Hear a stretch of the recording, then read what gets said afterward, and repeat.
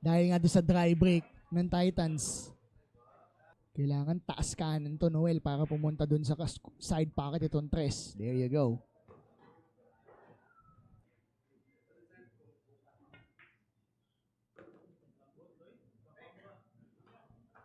Suwabe para kay Dokloy.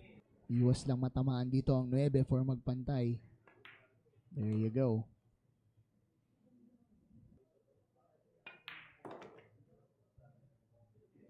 To the series against the Taguig Stallions, which was one of the closest series we've had. Malaman ko sino mananalo for the second time in this season, ha? Finalists from season 1.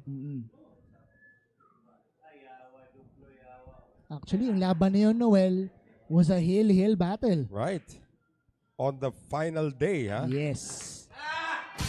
Dokloy Refulia puts it away.